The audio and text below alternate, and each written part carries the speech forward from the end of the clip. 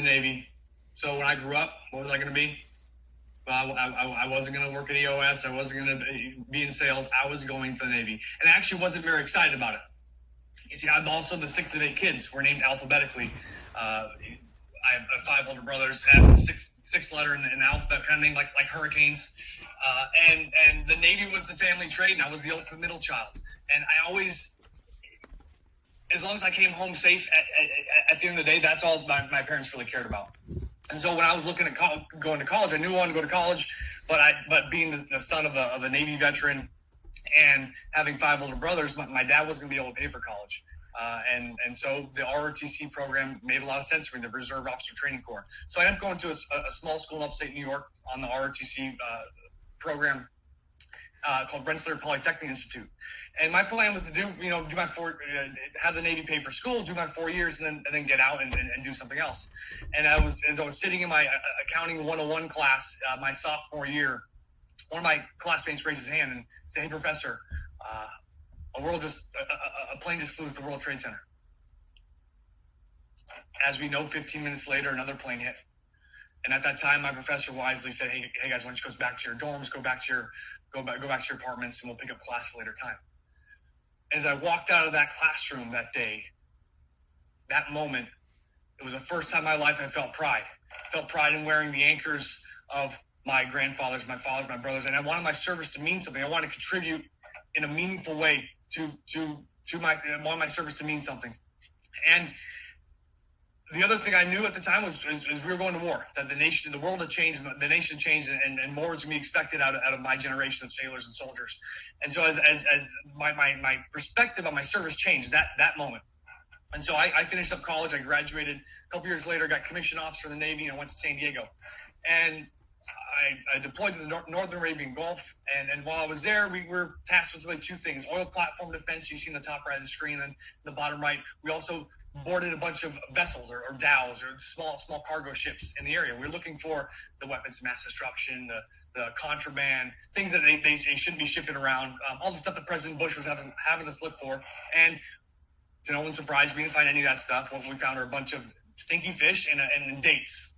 And you guys know what dates are. They're essentially big raisins, really big in the Middle East. I'm not a huge fan of them. And so a week before I came back from that deployment, I was sitting on the bridge wing of that ship, the USS McCampbell. And I realized we were 10 miles off the coast of Iraq, 10 miles off the coast of where my generation's war was happening.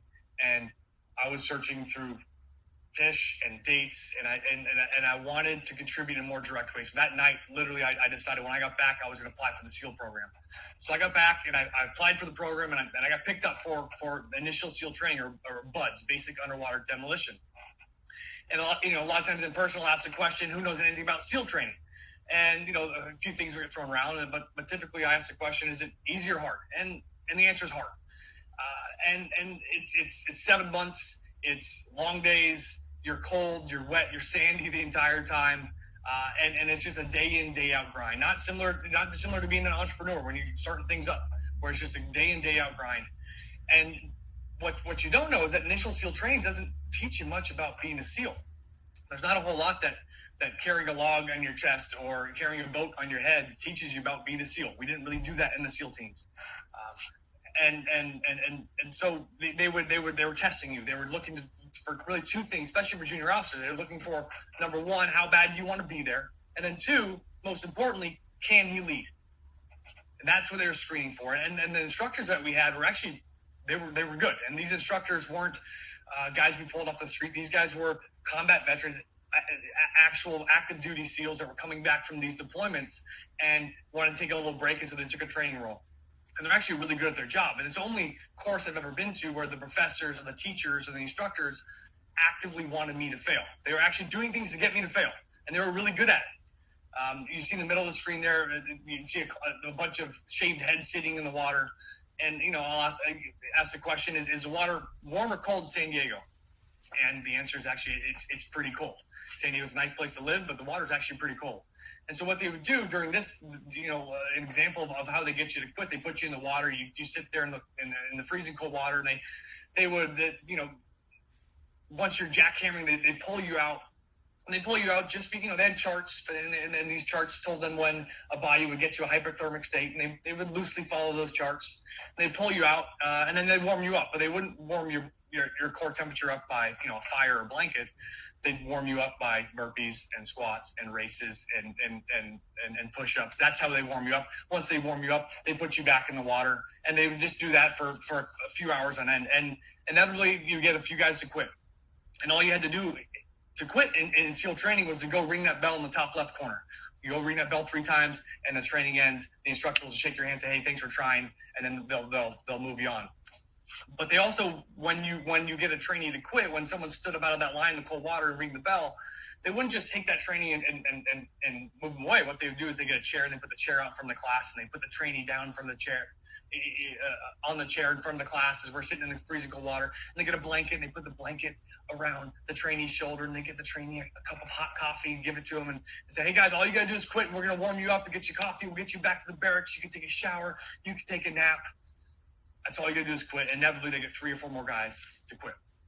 And fortunately for me, I made it through the training. I didn't succumb to the pressure of quitting, and I went to SEAL Team 1. Now, as you guys know, at this time, in early 2000s, Operation Iraqi Freedom was well underway. We went right into Afghanistan after 9/11. About a year later, we went to Iraq. And the goal there was to topple the Saddam regime. And it was actually a really quick war for the most part. We got in there. We had uncontested air superiority. The ground war was almost a race between the Marine Corps and the Army to get to Baghdad to topple the regime, and it happened very quickly. And the SEALs played a role in this. We did direct action missions where we'd go in and capture a bad guy and take him back to base, and that was kind of our role. And Jocko Willink, who was one of the co-authors of the book, he was one of the first platoon commanders over there, and they had a lot of success. As they got back from this deployment, you would think all the success we're having, the regime being toppled, we'd be winning the war. In reality, we're actually losing. And the world, and the word terrorist or insurgent was getting thrown around. And the insurgency essentially meant that these old Saddam regime thugs and criminals that we were going after initially were now being funded. They were being managed by foreign fighters, and most importantly, there was leadership was provided them, and they started to do things that were very aggressive, very, very hostile. And the U.S. forces and actually the coalition forces were actually losing to this group of insurgents. And nowhere was this more evident in the city of Ramadi. And we went into Baghdad, and the insurgency then moved out west to Fallujah, and then the epicenter of the insurgency back in 2006 was in Ramadi. And at the time, a report got leaked to the press. This was a secret intelligence report that the senior military intelligence official in Iraq had written this report about what's going on. And essentially in this report, it said, we can't militarily win here. We cannot defeat the insurgency. And the report went on to say that Ramadi and Iraq essentially all but lost. And these are pictures of what it looked like back in 2005, 2006. That top left picture, that's an apartment complex. The top right, U.S. convoy vehicle. The bottom right picture, that's a hospital. And the bottom left picture, that's actually the most telling picture. I want you to look at that and think what you see there. Well, what you see is this not ninjas. I had a group a few weeks ago that say it was ninjas. It's not ninjas. It's actually insurgents. And these insurgents are in the middle of the street, in the middle of the day, brandishing weapons. They were they owned Ramadi, and they owned this spot, and they were very brash and open about it. And if you remember at the time, 05, 06, it wasn't just the military saying we can't win here. It was also elected officials and politicians saying, hey, this is another Vietnam, it's another quagmire. And kind of with all this negativity, SEAL Team 3 was getting ready to deploy.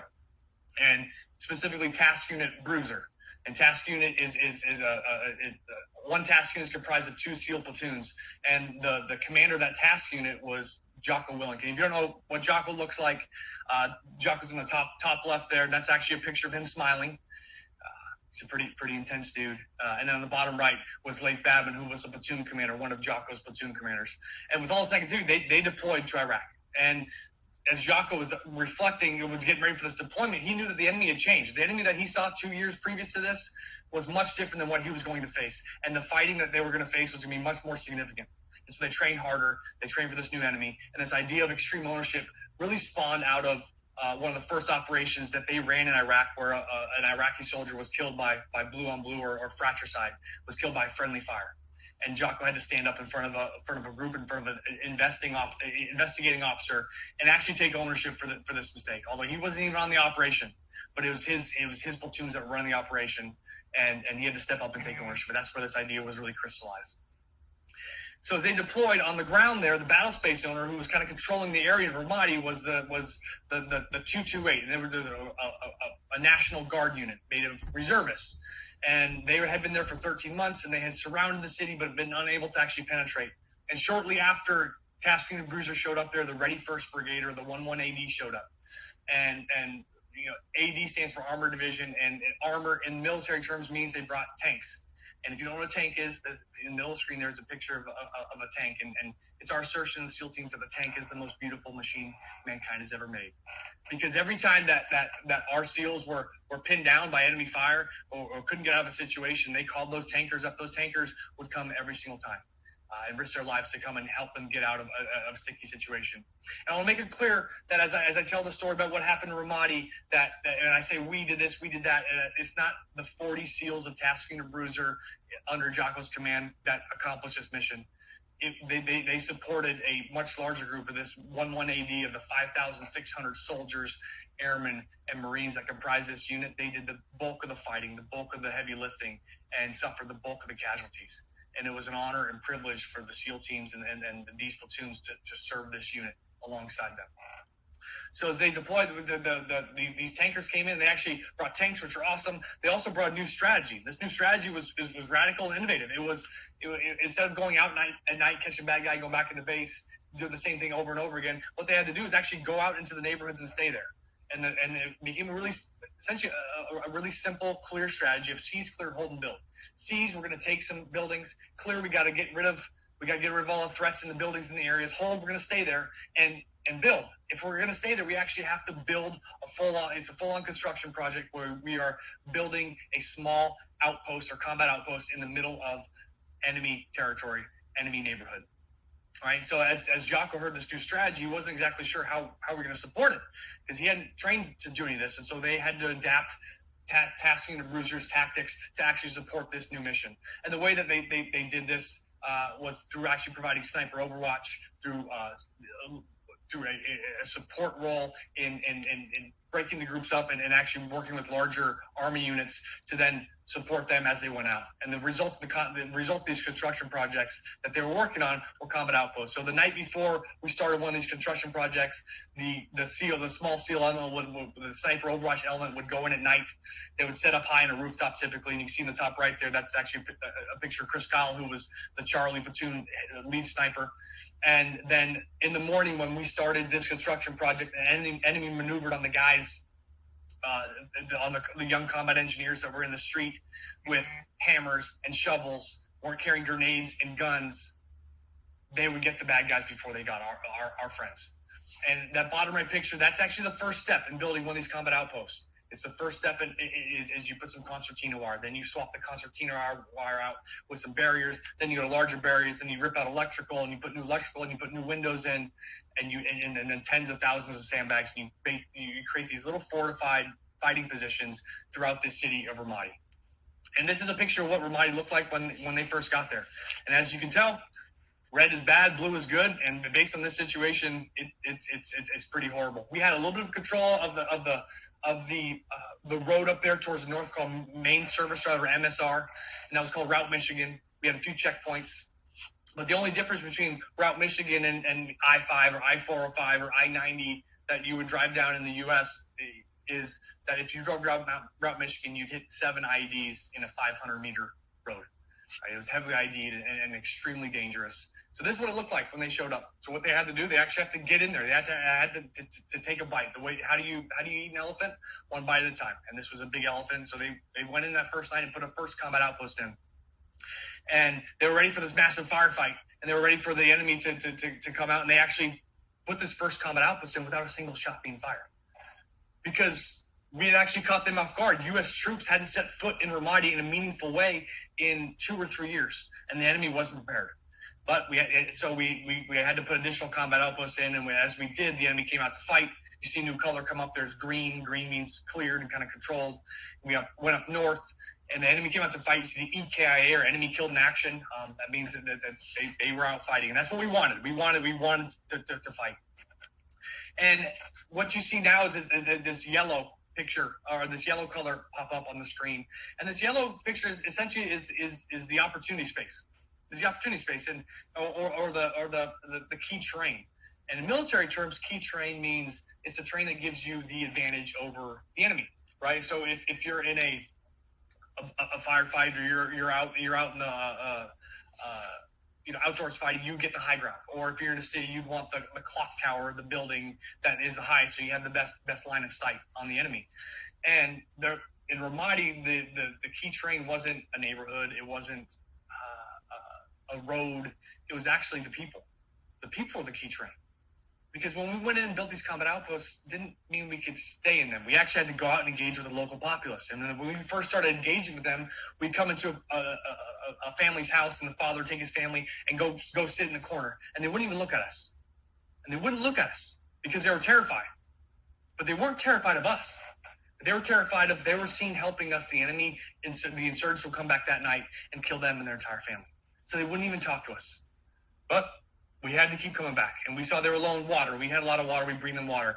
They were low on diesel fuel. And we had a bunch of diesel fuel. Everything was run on generators at that time in Ramadi. So we bring them fuel. And we kept coming back day in, day out. And eventually we come into a house, and the father would bring his family, put them in the corner. And then it started actually with a look. He'd look over at us. Then the look became a head nod. Then that head nod became a salutation. Hey, good morning. And eventually that salutation became a conversation over a cup of tea.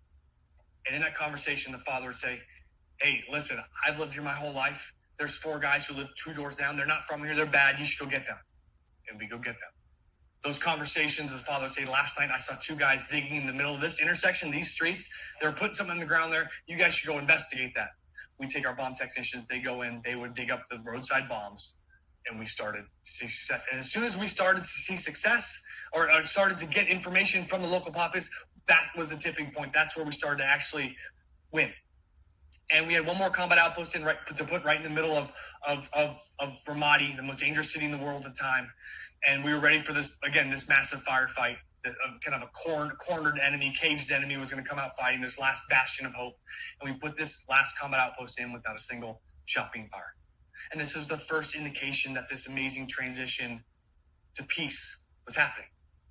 And this was more broadly the pacification, stabilization. This was part of the surge or the Al Anbar awakening, if you remember at the time. And again, when Leif and Jocko Tasking and Bruiser were there and other SEAL platoons were there, that on the left-hand side of the screen, that's what it looked like. Complete war zone, burnt out hulks of vehicles, rebel piled buildings. And then just about a year later, just over a year later, Leif was back at SEAL Team 1, and he started to receive these pictures as some brothers of mine, SEAL Team 1, deployed back. And these are the pictures they were sending back from Ramadi on the right-hand side. And what do you see in that top right picture? Well, that's a U.S. Marine in the middle of the street with an Iraqi police officer handing out soccer balls to children. There were no kids playing soccer in Ramadi back in 2005, 2006. That middle picture, what does that look like? It's a school. And what kind of school? Well, it's actually a girls' school. Families in Iraq at that time, we got to ask the question, hey, what was a family like back then? And the best description of a family back then was a lot like an American family, a lot like a Western family, where there's 2 parents and they want their kids to go to school and learn, and the parents want to work and provide opportunities for their children. And these Iraqi families were actually living in complete fear and terror. And they wanted their children, and especially their daughters, to have an opportunity to learn. Now, Al-Qaeda's priorities, women's education isn't very high on their priorities. And so they wanted a girls' school. We helped them build that girls' school. That bottom right picture, that's actually the most telling picture, the most shocking picture that we received back. And what does that look like in the bottom right? Well, it's not a fun run. It's not a marathon. They weren't quite ready for a marathon. It was actually a fun run. It was a 5K fun run. And that fun run happened right down Route Michigan, the most heavily ID'd, most dangerous road in the world at the time. Just 18 months after that, I had a fun run. Now, as we know, with every victory, there's a cost. And the cost that we paid for this victory in Ramadi was steep. Those tanks I talked about, those machines, 9 were destroyed, 15 Bradley fighting vehicles, smaller versions of tanks, 34 Humvees. The 1 AD, of their 5,600 soldiers, they lost almost 90 of them during their 13 months there. And of the 90 that were killed, we lost 3 SEALs. The top left is Mark Lee, who was shot providing cover fire for his friends running across the street by a sniper. He died. The bottom picture, Ryan Job, who on that same operation, his gun was shot by an enemy. It fragged his face. He went blind in both eyes, lost all sense of sight and taste, was medevaced back to the U.S. He lived for 2 more years. And on his 22nd surgery to correct the damage that happened on that operation in Iraq, there were complications, and he died in the surgery table as well. And that top right picture, that's of Mikey Mansour, who a week before they were scheduled to come back home, they were on a combat operation. An enemy insurgent threw a grenade up on the rooftop, hit Mikey in the chest. The grenade fell to the floor. Instead of jumping to safety down the stairwell that was next to him, he jumped on that grenade and smothered the blast and saved the 2 SEALs that were on his left and on his right. For that act, he's awarded the Congressional Medal of Honor. And just this last year, one of the newest ships in the U.S. fleet was christened the USS Michael Mansour to commemorate his heroic act. And the cost continues to be paid. I've lost 6 of my brothers from my initial BUDS training class, my initial SEAL training class in Iraq, Afghanistan training. So as Jocko came back from this deployment and didn't bring all his men with him, he felt a burden. And that burden will never go away. And that burden can do 2 things. It can either crush you, which we see across our veteran population every single day, or it can serve as a teacher. And Jocko knew that as he came back, he had to take something good, had to take something positive from this deployment. And the best thing that he could take from this deployment were the lessons that he learned there. Humility, ownership, and teamwork. Those 3 things. Those 3 things are the hardest to do in combat. And the 3 things that if you get them wrong are most likely to get you and your men killed. And the last lesson that he took is a lesson that the military has known for centuries, is that leadership is the most important thing in the battlefield. It's not tactics. It's not technology. It's not size of your force. It's actually leadership. It's leadership. That's why when going through initial SEAL training, they didn't really care if I could shoot, move, or communicate as a young officer. They were looking for whether I could lead, because they knew if I could lead, they could teach me how to do those things. That's what they were screening for. So as Jocko came back from this deployment, it was massively successful from a combat perspective. They had massive impact on the battlefield. They said, "Hey, Jocko, what do you want to do?" He said, "You can go back to the SEAL team. You can go, do whatever you want to do. You just kind of your choice." And he said, "I want to take over training." So Jocko took over the training of the West Coast SEAL platoons, not the boats on heads, BUDS, initial SEAL training, but the actual platoons that were getting ready to deploy to combat. He took over that training. And Leif took over the junior officer training course. So all the officers coming through the training pipeline, Leif took over the training for them. And as Jocko went out on that first training operation as the new commander of this training unit, and he watched this platoon go through the training, it was a complete disaster. And as he watched this mayhem happen, he realized that the young SEAL officers, the young SEAL leaders didn't understand the fundamental principles that made you successful in combat. So that night he went back to the barracks, and in his barracks he wrote out these 4 laws of combat: cover, move, simple, prioritize and execute, and decentralized command. And he began to teach them to the young SEAL officers coming through the pipeline. And I was actually one of the first classes to get, back then we called it the Jocko Brief. We weren't very good with our branding, but we called it the Jocko Brief. And this is what he taught. These are my notes actually from the Jocko Brief back in 2008 when I first got this. And these are what, if you've read the book Extreme Ownership, that's essentially what extreme ownership is. It's just a version, it's an enhanced, better branded version of the Jocko Brief. So I'm going to go into detail what these four laws of combat are. I'm going to talk briefly about some mindsets that help you do them. Then I'll wrap up with this idea of extreme ownership. So cover, move is a gunfighting tactic. And that's how Jocko taught me. That's how I was taught this principle. And that's how you win in a gunfight. So if an enemy were shooting at us from the back of a room, and I had someone with me, a buddy with me, maybe it was Alex, and Alex would start to open up fire on the enemy. And what does the enemy do when Alex opens up fire on them? Now, some of you guys might have said duck, Some of you guys might have said, hey, the enemy fires back, but you have to realize Alex is actually a phenomenal shot, and he's a good shooter. And when Alex is shooting at you, you don't fire back. You actually duck. You get cover. So I'm going to pause the presentation. If someone is shooting at you, make sure you duck and get cover. All right. So as Alex is shooting and the enemy's head is down, and I can actually maneuver to a better tactical position. But at some point, I have to pick up my gun. I have to start shooting to keep the enemy's head down. And as I do that, Alex can maneuver closer to a better tactical position, and so on and so forth until we close the distance. Alex goes into the room and takes care of the threat. Right? That's cover move. Now, as Jocko was getting out of the SEAL teams, one of the guys that he served with, who had got the Jocko brief, was already working for a small company, said, hey, man, can you come talk to my team about give them the Jocko brief? And Jocko's like, sure, I'd love to help you out. But he wasn't exactly sure how he was going to teach this concept of cover move. Because how many of you guys been in a machine gun fight lately? No, that's actually not. But as Jocko sat down with the CEO of the small company, he said, hey, boss, tell me what's going on here. The boss said, well, I got this product development team, man. They don't work with the engineers. And the engineers and the operations guys, they have a terrible relationship. And the ops guys and the sales team, and they can't be in the same room together. They don't support each other. And as the CEO talked about all the challenges he faced in his company, he realized that the light bulb came on for Jocko that they were violating the first law of combat, which is cover move. And cover move is not some new innovative concept, right? It's the idea of teamwork, of we support each other. That we have to work together. We have to get out of our silos. We have to break down those silos so we can actually win the mission. And winning the operation or winning the mission is not about some individual team winning the mission. No one wants to be the best salesman at a company that goes bankrupt. It doesn't work. So what you have to do is align your actions to the behavior, to what's going to help the team win. Because if the team fails, everyone fails. And if the team wins, everyone participates in that. And I work with companies all the time, and we come in there and they spend so much of their emotional energy and capital fighting over resources or fighting each other. Whereas what you have to realize, the enemy is outside the wire. The enemy is outside your company. And you need to do things to support each other. And if you support each other, that's how you actually win. That's the only way to win. You have to break down those silos, build those relationships. You probably expect some Navy SEAL to talk about relationships, but the way that you cover and move is not through firing your gun. It's actually through relationships.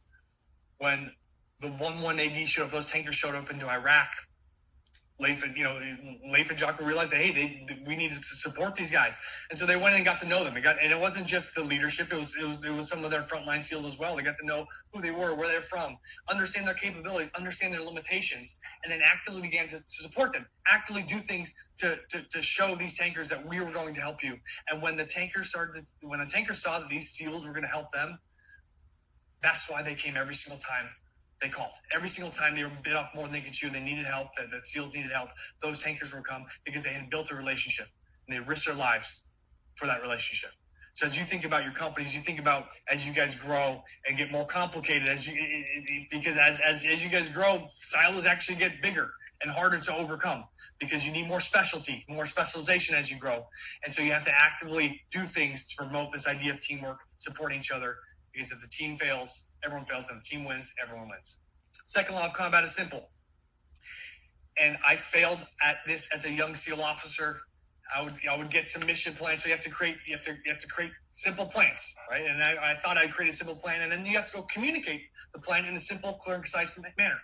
So I'll get I remember one of the training operations I was planning for. I got the target package. I planned the mission. I got it from the guys. Say, hey guys, listen up. Tonight's operation, we're going to go hit this target building. Once we hit the target building, we're going to do A, B, and C. We go out in one of these operations, and it's in this operation that Jocko set up. So we were destined to get destroyed in some manner. We went out in the operation, and it didn't go so well. That's how I would put it. I come back, and Jocko pulled me aside and said, hey, Flynn, that was terrible. What happened? I said, well, Jocko, you heard my brief. You heard what I told the guys. We were going to hit this target building, and we were supposed to do A, B, and C. They did X, Y, and Z. I'm not sure what the heck happened. You heard my brief. He's like, okay, Flynn, relax. I can tell you're a little fired up. Let me ask you questions. And I'm like, what? Actually, no, I didn't blow up to Jocko. Jocko's a big dude. I didn't blow up to him. I'm like, well, all right, what, Jocko? He said, all right, are you guys deaf? No, my guys aren't deaf. Of course not. Okay, are they stupid? Jocko, come on, man. You know they're not stupid. Okay, do they not care about the mission?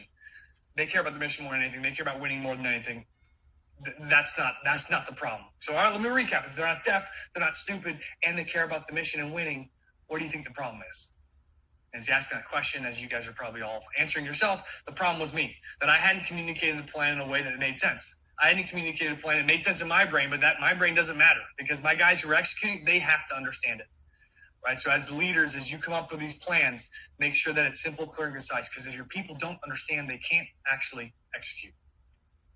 Third law of combat is this idea of prioritize and execute, which is highly relevant right now in the current situation, the world situation, and in your business. And from a combat perspective, this is what I was taught. This was the main thing I was taught as a young SEAL officer. All the training I went through was to teach me how to do this, because I would go on these operations and go to these training operations, and a real operation. We go to an operation. We're bumping across the street. One of my squads is going across the street, and an enemy shoots one of my guys. My guy goes down the middle of the street. Right, he's bleeding in the middle of the street. A big firefight breaks out. All my guys scatter to get cover. I need to call for a casualty evacuation. I need to get my guy out of the street. I need to get the corpsman to work on to stop the bleeding. I need to get I need to call those tankers to get some help. Probably I need to get air surveillance up. And I need to get a good head count because I don't know where all my guys went. So I have all these things, literally 6 or 7 things that need to happen, and they need to happen right now. So what do I do? What do I prioritize? Well, some of you probably say, well, the guy bleeding in the middle of the street, that's what you prioritize. And you're right. That's what I want to do. So hey, go save Tommy. Go save Tommy. Right. So Alex runs out there to save Tommy. What happens to Alex? Well, Alex gets shot. Now I have 2 guys bleeding in the middle of the street. And why did I make that decision? Why did I prioritize my buddy Tommy over the other things that the other list? And the answer is it's actually emotion, right? I made the emotional decision because Tommy's not some guy I just met, or Alex isn't some guy I just met. These are guys that I've trained with. I've spent 10 times more time with these guys over the last 3 or 4 years than I had my own family. And I've trained together, bled together, sweat together, won together, lost together. And these guys are my brothers, and they're bleeding in the middle of the street. So everything emotionally is screaming at me, go save these guys. And if I make the emotional decision, the problem actually gets worse, right?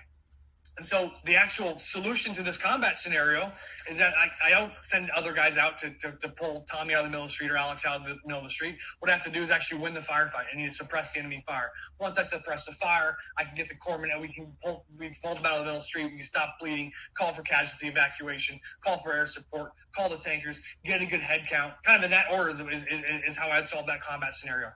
But the only way I can do that is to do the first bullet on this slide, is to detach. Detach emotionally from the situation, not mentally, but detach emotionally. And the mantra that was beaten in my head as a young SEAL officer was this idea of relax, look around, make a call. That was the mantra that Leif, as I was going through training, I was getting overwhelmed by, situations that initially were really complex, which hindsight were really basic to solve, but I get overwhelmed. I get emotional. Relax, look around, make a call. And as we think about what's happening in your business now and the situation you have to deal with, again, there's high emotion. No one wants to lay off people. No one wants to cut people's salaries. No one wants to shift a business unnecessarily, right, as the market changes. But what you have to do is attach your emotion. Identify what are the 5 or 6 or 7 things I need to do right now. Pick the one that's going to have the most impact on the battlefield, and then go do that. Once you accomplish that, you can move to number 2, move to number 3. But if you try to solve all things at once, you inevitably get nothing done.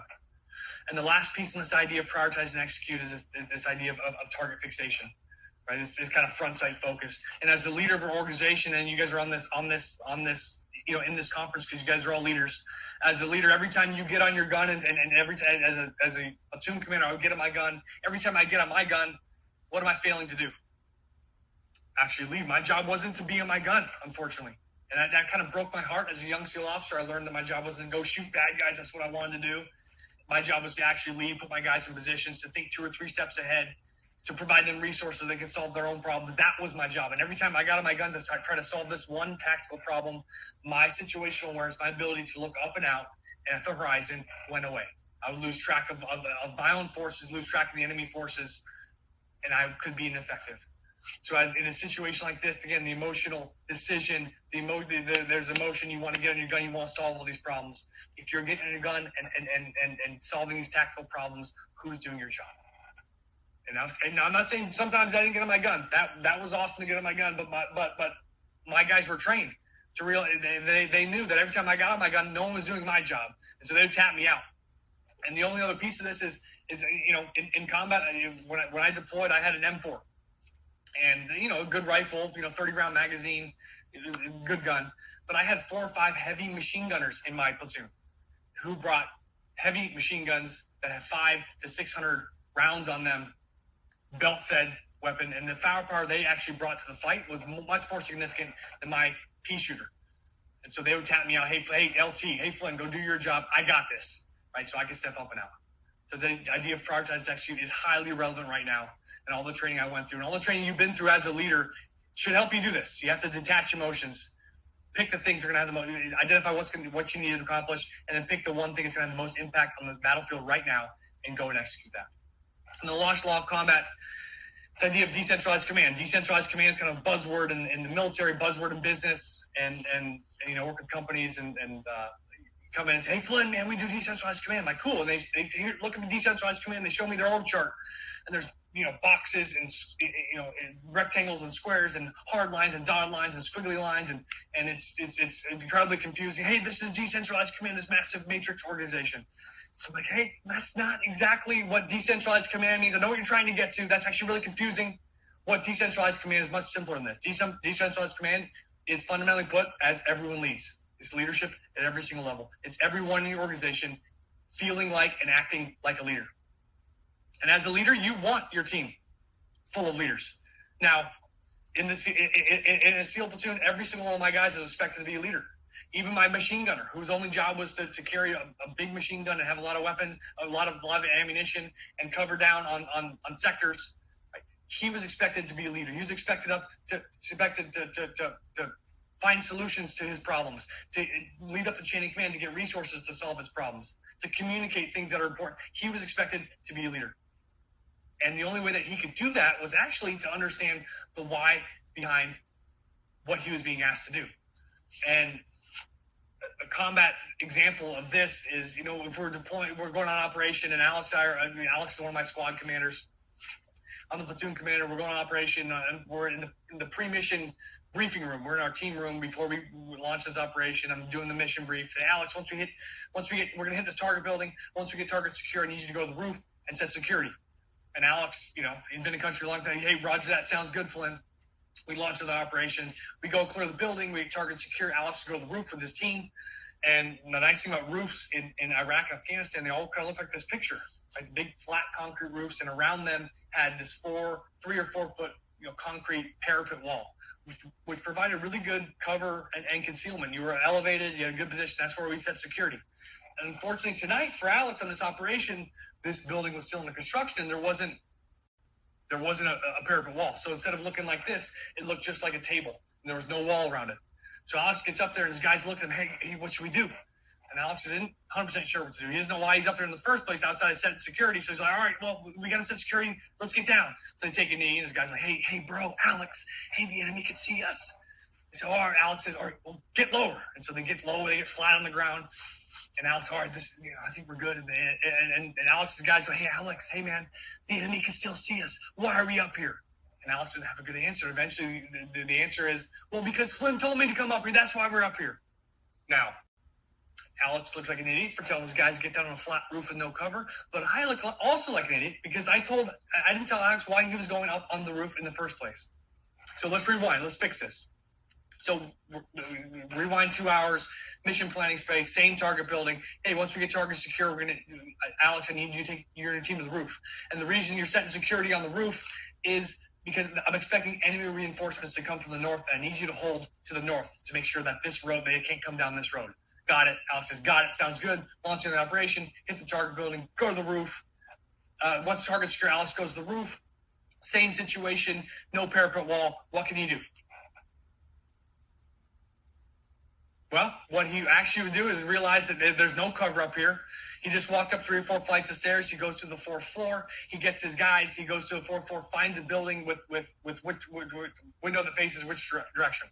That's right, faces north. He puts his 2 big bad machine gunners up at that window, comes over the radio to me, says, "Hey, Flynn, no parapet wall, bump to the 4th floor, holding to the north, over." And what do I say?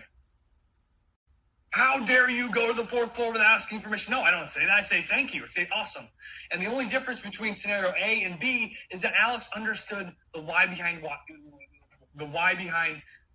he was doing, why he was going up to the roof, so that he actually could solve his own problems, right? So as the leaders, you think about decentralized command, and again, as a smaller company, especially entrepreneurs, listen, decentralized command is tough. And I work with a lot of smaller companies, and that's the hardest thing for these leaders to learn is actually how to give up some control, and how to make in a lot of ways this control is somewhat like a box, right? As you have your subordinate team members or your subordinate leaders, you kind of want to paint a box for them, and this box is the parameters for decision making, for the ability to execute, ability to solve problems, and get things done. And as a leader, do you want that box to be? Do you want your team's box to be big or small? Yeah, you're right. The answer is actually big. You want it as big as possible. And why is that? Because the bigger it is, the more things they can solve on their own. The fewer questions they have to come and ask you. The fewer times you actually become a bottleneck to solving a problem, and the more aggressive and the more agile, flexible, dynamic you can be in your market space when you have leaders who can solve their own problems. Because as Alex goes to the rooftop and he comes over the radio and says, "Hey, Flynn, hey, there's no parapet wall. What do you want me to do?" Well, what do I have to do? Well, I actually have to start asking questions. "Hey, so is there some furniture up there? What else do you see?" And so I have to actually ask questions to get context, right? And all of a sudden that slows Alex down, number one. And two, how many Alexes are on my team? Well, I probably have 3 or 4 Alexes. So every time that I have to dive deep into one of their problems, I'm actually, again, getting out of my gun, getting out of doing my job. And I could have solved this by actually painting the picture, explaining the why, giving that box, make that box as big as possible. So as you think about growing your company, the only way you're really going to grow is actually through leadership and allowing your subordinate leaders to lead, right? So there's some risk in this, right? If they get outside that box, there's a little bit of risk. And how you handle that when they get outside that box and make a decision that isn't quite what you have made, how you handle that is going to dictate whether they continue to be aggressive and solve their own problems, right? So those are the 4 laws of combat, right? So those are the 4 laws. Those are the actions, the behaviors that we see, what we train to when we come to work with the company and something's wrong and something's off, something's not working. Inevitably, they're not following one of the laws of combat. But what allows you actually to do these laws of combat, I'm going to quickly go through these mindsets. Also, a number of mindsets. So these behaviors are what you see above water, right? But the mindsets actually support these behaviors, allow you to do them. As you can imagine, this first one, default aggressive. Again, it ties directly to decentralized command. You need your people to be aggressive. But it's not aggressive towards other people. It's not aggressive yelling at people. It's aggressive in your market space. It's aggressive with opportunities. The good deals don't just come to you. Don't just knock on the door. You actually have to be aggressive and go find those opportunities. It's aggressive with problems, finding solutions to problems.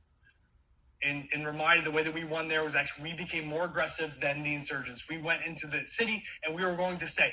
We weren't going to go back home, and we became more aggressive, and the people followed us because we were more aggressive. The second one is the idea of innovate and adapt. Again, you guys are all entrepreneurs trying to unseat some of these large companies. Again, the history is riddled with companies that have gone away almost overnight, like a Blockbuster, Nokia. There's so many companies that have gone away because they failed to innovate and adapt. And a lot of times when I talk about this, and it is about the technologies and services and what you're actually providing your customers and clients. But in reality, what you have to do here as well is innovate and adapt your culture.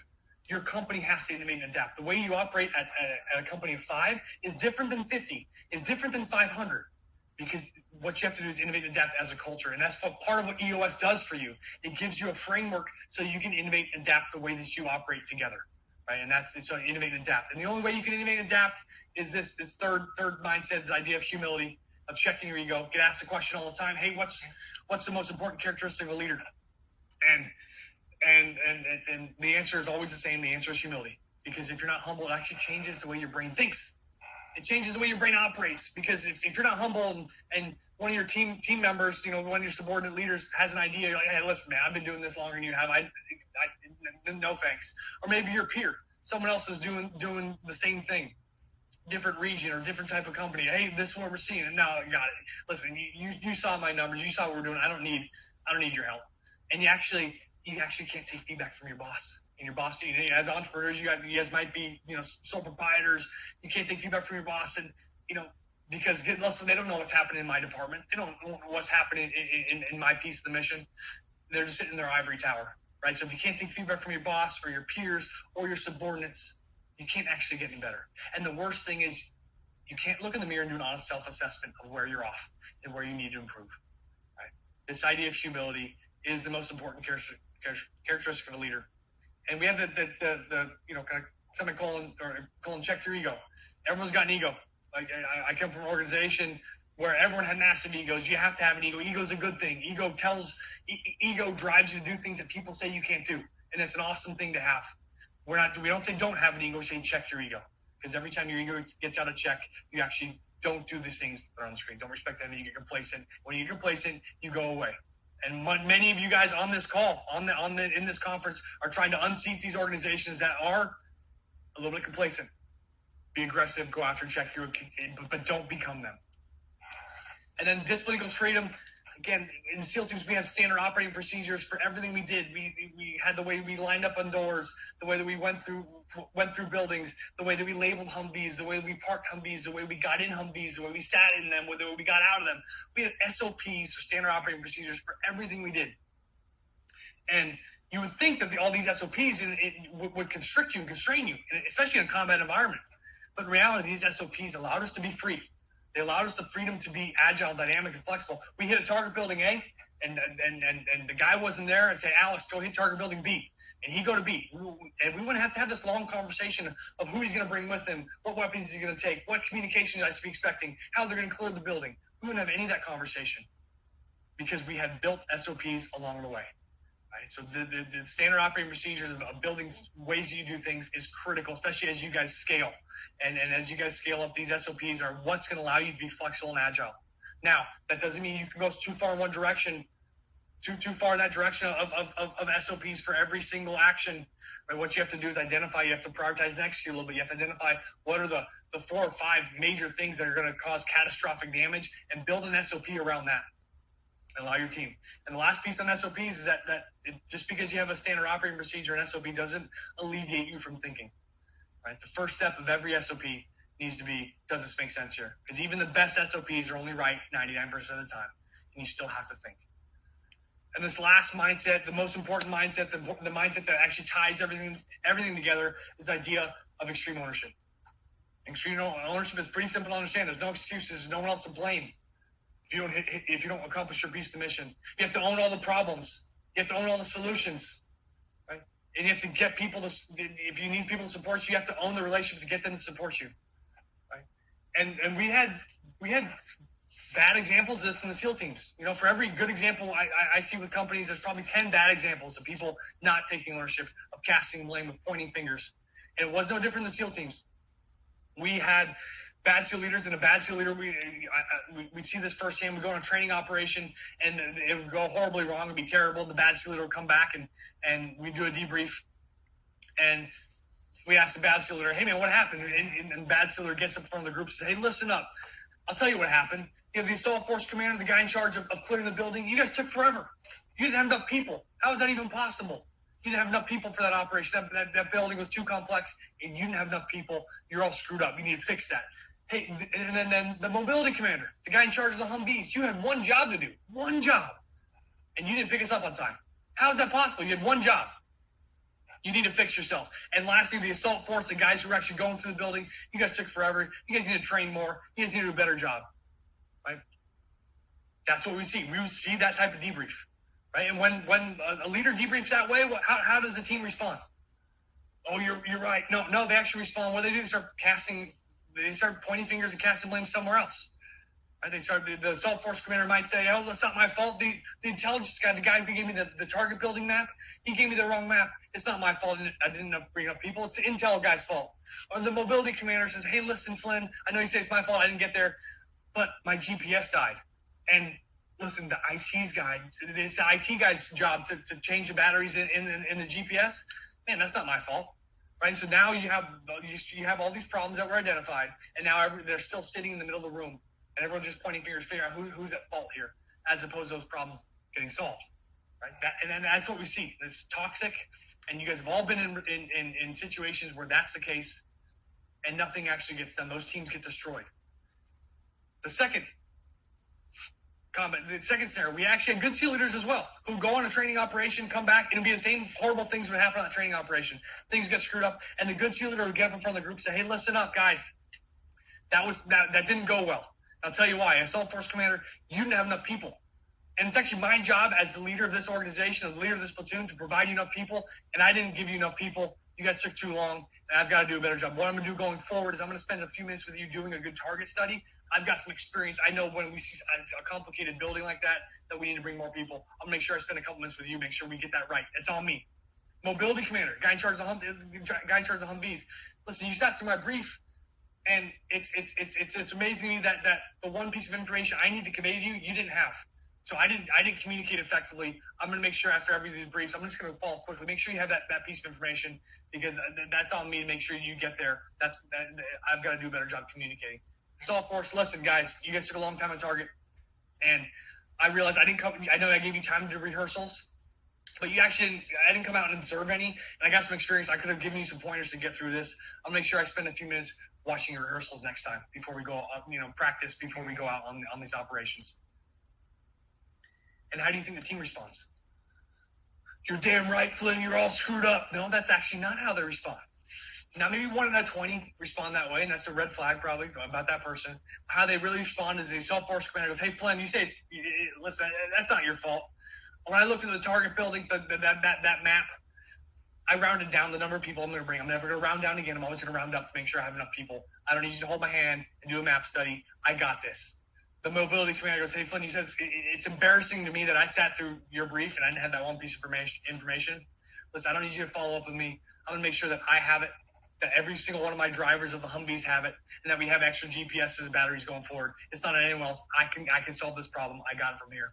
And the Assault Force goes, hey, Flynn, listen, you said you want to observe our rehearsals. Listen, you gave us time to do 20 rehearsals, and we did 3. We're going to use the time you give us more effectively, so we're ready for something like that again. You don't need to come here and observe it. And that's what we would see. That's what we see time and time again. When a leader steps up and takes ownership of problems, his people and her people will follow them, and they'll take ownership. Now, instead of these problems sitting in the middle of the room, and everyone is pointing fingers around whose fault it is, you actually have 2 or 3 people trying to solve those problems. And when 2 or 3 people are trying to solve those problems go away. And that's what extreme ownership is about. And that last piece here around it's about you. Work with companies all the time. They reach out and say, hey, Flynn, read the book, Extreme Ownership, love the book, love the message. The CEO says, hey, loved it. Why don't you come in and talk to my team? Because if my team would take a little more ownership, we'd be good to go. So I come in and I talk to the team. And the team say, hey, Flynn, man, listen. They pull me aside in the break. Hey, listen, love the idea of extreme ownership. It's good stuff. If we could just get the CEO to take a little more ownership, man, we'd be good to go. And the idea here is that's not about anyone else. It's about you. You take ownership. You take ownership of the relationships. You take ownership of the problems, the solutions. And as you do that, your team will follow you. Do that. Now, this applies to business, and I'll wrap with this. Got some kind of closing thoughts here. Got to wrap with this.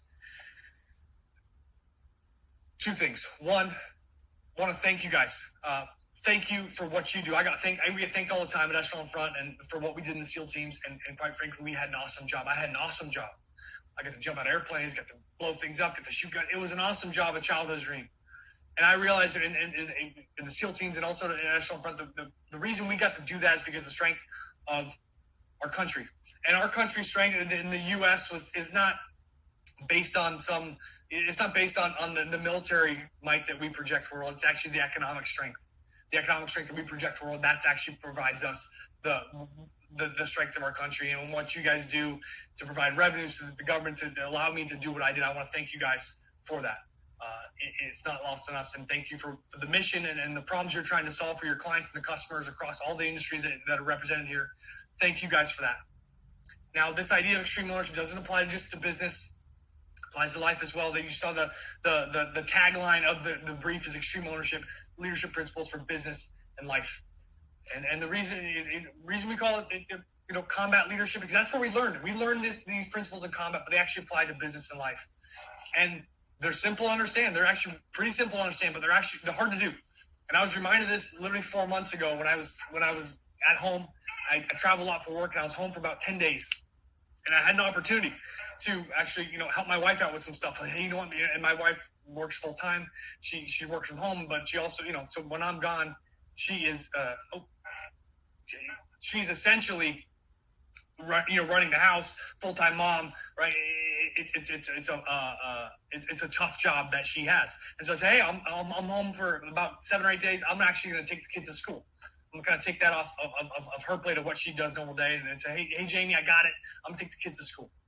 And so Monday morning rolls along, get the kids going. We're getting up. We're trying to get things going, and we're late, 15 minutes late to school. And so Jamie, I drop the kids off, come back, hey, Jamie, hey, Flynn, listen, we're not late to school in this household.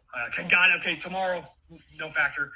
Same thing tomorrow. We're actually 10 minutes late. Now I'm laying into the kids. I'm yelling at the kids. Hey, I couldn't find you. I got two boys and a little girl. I couldn't find you guys. Where were you guys at? We're late now again because this and this, right? Okay, tomorrow I'm gonna do better. Wednesday comes along. We're gonna be late again. 10 minutes late again. In the car, driving down the hill. I'm kind of laying into them again. We hit a stop sign. We hit a stoplight. And I had a second to take a breath. And I'm really, hey, listen, you teach this concept for a living. And here you are yelling at your kids that the reason you're late is the reason the family's late is because they screwed up. I was able to detach. I emotionally detached from the situation. Hey, I have to try a different approach here. Try the approach that actually works. So, hey, guys. So I said, hey, listen, I know I've been kind of yelling at you guys for the last few minutes. It's actually not your fault. This is on me. I'm the dad.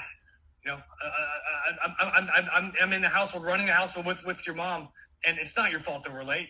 So going forward, what I'm going to do, I'm going to wake up a little earlier. I've been trying to get myself ready for the day at the same time you guys are. Listen, you guys need some more help in that, so I need to provide you some more support. I'm going to wake up a few minutes earlier, get myself ready, so I can go and give you guys the support you need so that we're not late anymore. And as I said that, my oldest son, 11-year-old, said, hey, listen, his name's Nico. So, Dad, listen, we're late because, I went downstairs and actually played Legos for 15 minutes instead of making the lunches. I'm not going to play Legos anymore in the morning until I'm fully ready. The lunches are made. I can do better. And my middle son, who's 8 or 9, he's 9, kind of a wild child. He says, Dad, listen, I spent 8 minutes looking for my shoes. And I realized that if I just put my shoes in the spot they're supposed to go, I don't have to do that anymore. So I'm going to do a better job, put my shoes in the bin where they're supposed to go so I don't have to look. I can do a better job so we're not late. My daughter, who's 6, almost 7, her name's Charlie, she says, yeah, you're right, Dad. It is your fault. So we're still working. She's a little cold-blooded. We're still working with her, right? But this idea of extreme ownership works. It works in every aspect of your life. So step up and lead. If you take ownership of the relationships and cover moves, ownership of plans, make them simple. The way that you take ownership is through prioritizing and executing, detaching emotionally from the way you take ownership is actually a little counterintuitive. You actually have to push decision making down to the lowest level through decentralized command. If you do these things, you'll lead your team, lead yourself, lead your family to victory. Thank you guys very much for the time.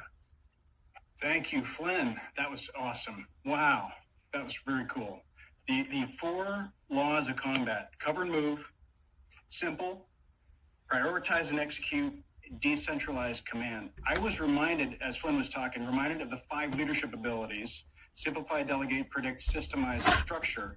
And I'm sure you were too, if you follow this. And so much overlap. If you read Extreme Ownership, the book, you'll find yourself seeing LMA throughout there.